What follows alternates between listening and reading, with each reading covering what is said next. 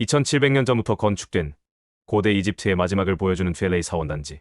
이 댐은 1901년에 건축된 아스완 로댐입니다. 아스완 아이댐은 1960년대에 건축되고 남쪽에 있습니다. 이 영상에서 여행할 필레이 사원단지는 원래 상이집트에 있는 광대한 나일강 제1폭포 근처의 필라의 섬에 있었습니다. 이 지역은 1902년 아스완 로우 댐의 건설 이후 침수되었습니다.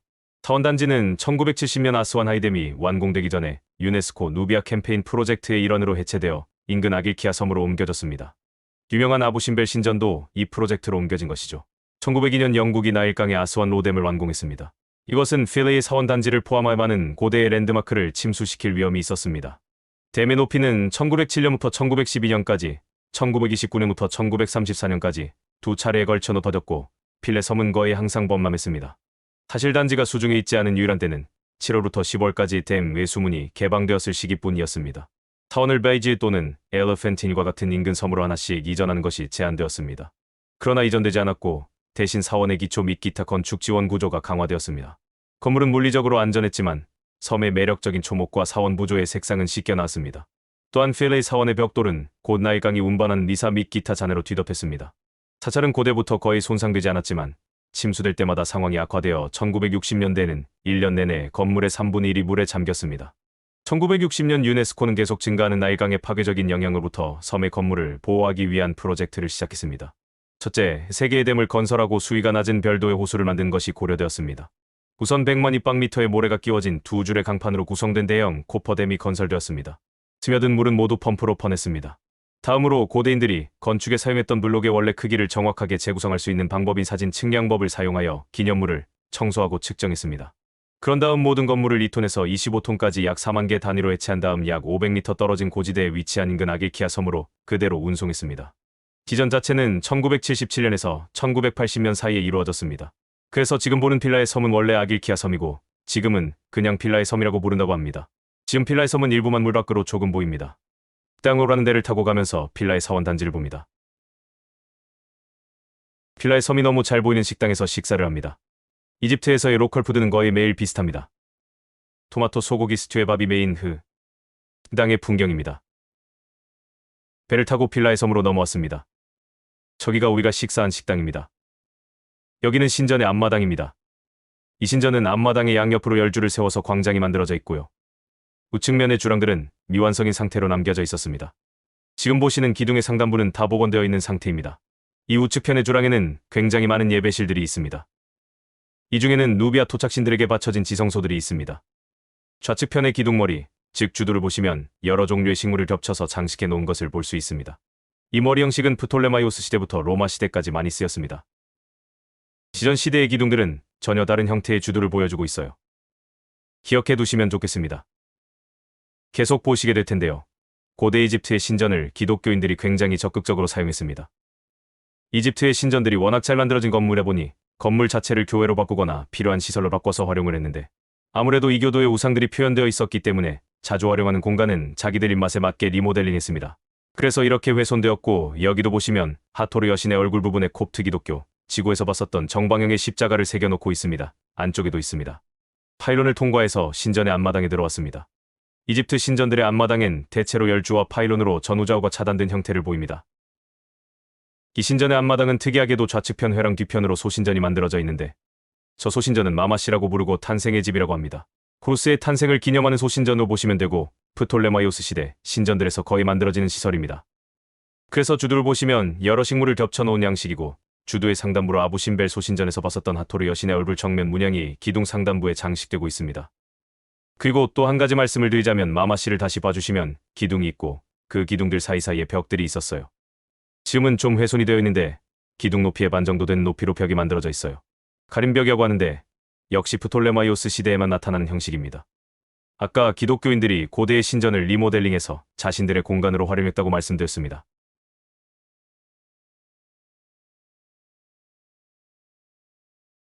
이곳이 대표적인 공간입니다. 이 공간을 예배 공간으로 활용하기 위해 벽감과 제단을 만들어 놓고 기독교적인 모티브로 장식을 한 모습입니다. 이 벽은 다 쪼아놓은 것을 볼 수 있습니다. 자신들의 시야에 보이는 부분은 다 쪼아놓았는데 아래쪽 다리 부분은 훼손하지 않았습니다. 그러니까 이게 정확한 건 아니지만 기독교인들이 신전을 훼손할 때에도 적당히만 한 것 같아요. 너무 귀찮은 작업이니까요. 높은 부분은 아예 건들지도 않았습니다. 시야를 벗어난 부분이기도 하고 저렇게 높게 있는 부분을 훼손하려면 위로 올라서 해야 된대. 그 정도의 노력은 하지 않았다. 이렇게 말씀을 드릴 수가 있습니다. 사실 이 열주실은 실내입니다. 다 만들어져 있는 실내입니다. 완벽하진 않지만 천장의 일부도 잘 남아 있습니다. 열주실부터 실내 공간이라고 생각할 수 있습니다. 지성소를 둘러보시겠습니다. 이쪽을 보시면 어떤 여신이 누군가에게 젖을 먹이고 있습니다. 곱트 기독교의 마리아가 예수를 먹이는 장면과 연결되는 모티브라고 할 수 있는데 여신이 어린아이한테 젖을 먹이는 모습은 굉장히 많이 사용됩니다. 신전 내부의 부조로도 표현이 되지만 청동상 등으로 만들어지는 경우도 많고 이집트의 신전에서는 흔하게 보실 수가 있어요. 젖을 먹이는 이 여신은 이시스입니다. 얼굴은 비록 훼손되었지만 이시스로 추정할 수 있는 근거는 머리 장식을 보면 암소풀 형태의 태양 원반이 박혀있는 머리 장식. 이 머리 장식은 이시스 여신과 하토르 여신이 공유하고 있습니다. 그래서 이 모습만으로는 이시스와 하토르를 구분하기는 매우 어렵습니다. 구분하기 위해서는 맥락을 보고 읽어야 되겠죠. 그런데 여기 이시스라고 글자가 쓰여져 있어요. 여기 보시면 이세트라고 쓰여져 있는데 이시스 여신의 이름입니다. 기억하기 좋게 의자 모양 글자로 생각하시면 돼요. 우측편을 보시면 여기는 조금씩 다르긴 한데 암소뿔에 태양 원반이 박혀있는 머리 장식을 같이 쓰고 있어요. 이 여신은 하토르입니다. 그 이유는 일단 여기 하토르와 호루스가 같이 그려져 있고요. 이 둘은 부부거든요. 그래서 호루스가 그려져 있으면 하토르일 가능성이 있습니다. 또 한 가지 더 있는데 여기 하토르의 이름이 있습니다. 이 정사각형 틀 안에 한쪽 끝에 머리 표시가 있고 가운데 매 형상이 있는 이 글자가 이집트 발음으로는 후투오르라고 하는 그런 이름이고 그게 하토르 여신의 이름입니다. 이집트 문명의 마지막을 보여주는 신전. 이 시설은 정말 중요한 시설입니다. 이집트 문명의 종말을 시각적으로 볼 수 있는 시설입니다. 이 건물 자체는 2세기 초반에 만들어지는데 로마 황제 하드리아누스에 의해서 만들어집니다. 이 건물이 만들어진 시기에 파라오는 로마 황제였는데 중요한 것은 여기 있는 이 낙서입니다. 여기 쓰여져 있는 신성 문자가 이집트 역사에서 마지막으로 쓰여진 문자입니다. 문자가 쓰여진 시점은 394년입니다. 391년에 로마에서 칙령을 내립니다. 이집트 내에서 기독교 이외의 모든 종교를 금지합니다. 그래서 기존의 이집트 신전들이 모두 폐쇄가 됩니다. 신전이 폐쇄되면서 이집트의 역사와 문화, 문자를 알고 있는 사람들이 활동할 공간이 사라집니다. 이집트 문화가 재생산될 수 있는 원동력이 완전히 사라지는 거죠. 이후로 이집트 고대 문명은 점차 사라집니다. 그 과정 중에 나타난 마지막 문자라고 생각하시면 되는 이 유적은 에스타콤의 낙서라고 부르는데 에스타콤은 그 당시에 이 신전에 있었던 신관의 이름이었던 것으로 추정됩니다. 이 글의 내용은 누비아 지역에서 모셔지던 만둘리스라는 신에게 바치는 찬가입니다. 하토르 신전. 조그만 소신전에 왔는데 이 소신전의 주인공은 하토르 여신입니다. 하토르 여신은 앞에서도 언급을 했지만 이시스 여신이랑 자주 동일시돼요. 약간 성격이 겹치기도 합니다. 호루스를 보호하는 여신으로서 역할을 많이 하는데 이시스는 어머니로 하토르는 부인의 역할입니다. 이집트의 남자들도 우리와 비슷한 부분이 있었던 것 같아요. 어머니와 와이프에게 많이 의존하는 모습이 신화적으로 나타납니다. 이 부분을 보시면 하토르 여신의 얼굴 정면이 표현되어 있습니다. 여기 사람 얼굴이 있고 귀가 손 모양의 귀라고 생각하시면 돼요. 굉장히 자주 나타나는 모티브입니다. 여기 서 있는 사람을 보시면 여기 사람이 서 있고 반대편의 사람도 보이시죠? 두 사람의 차이를 아시겠나요?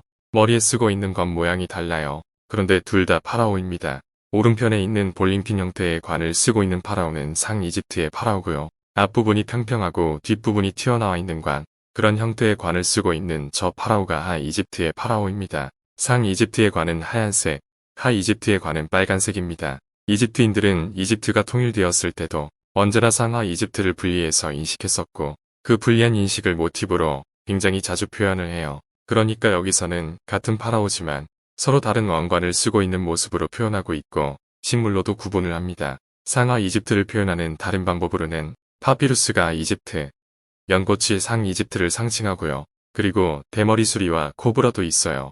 대머리 수리는 네트베트라고 하는 여신인데 이집트에서는 넥테브라고 하는 도시의 수호 여신인데 상 이집트에 있어요. 나중에는 상 이집트 전체를 관장하는 여신으로 숭배가 되었고 코브라는 와즈트라고 하는 여신이고 토라는 도시의 수호 여신이었어요. 역시 마찬가지로 하 이집트 전체의 수호 여신으로 여겨지게 됩니다. 현재 전 세계에서 유행하는 다양한 프로스포츠 리그 등에서 지역을 상징하는 동물을 마스코트화하는 것의 옛 모습일까요?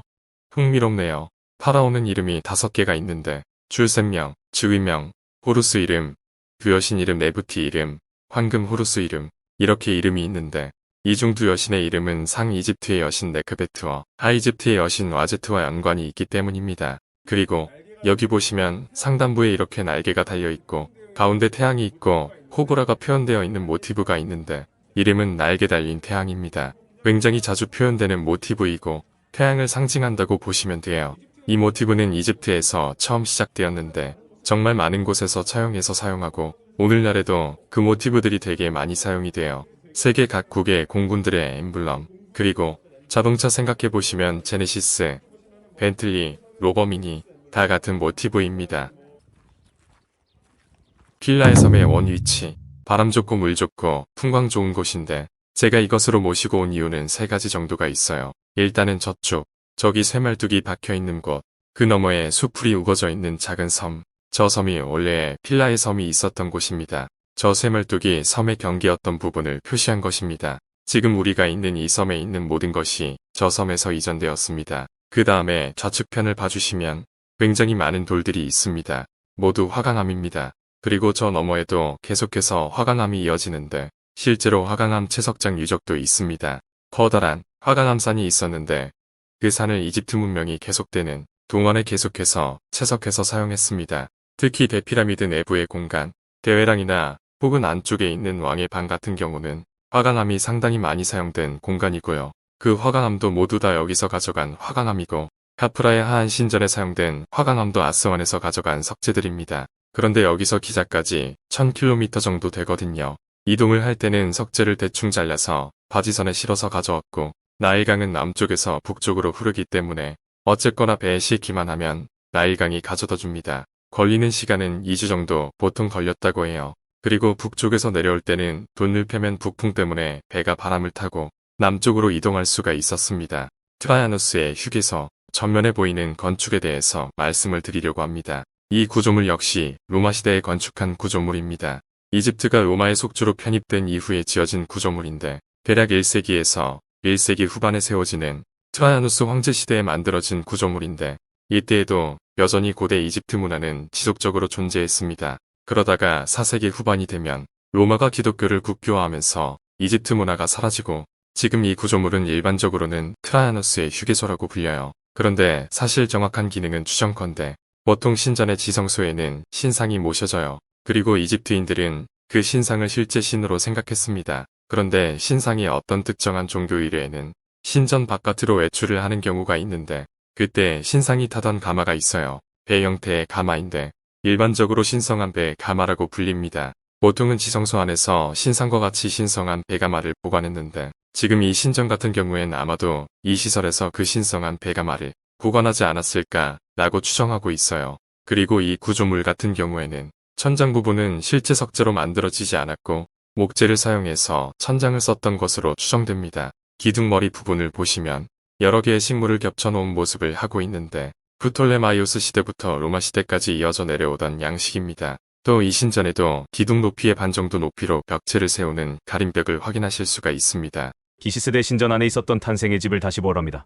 탄생의 집, 곱트어로 암메시라고 부르는 탄생의 집은 그리스 로마 시대 사원입니다. 이시스대 신전 옆이지만 별도의 사원입니다. 태어날 아이의 탄생을 축하하기 위해 본당 앞에 위치하며 사원의 마린신과 그들의 숭배 의식이 행해진 곳입니다. 이 마머신은 이시스의 아들인 호루스 신의 탄생에 바쳐졌습니다. 이 작은 사원의 성역의 가장 안쪽 벽에는 호루스가 세스를 피해 숨어지는 어린 시절이 표현되어 있습니다.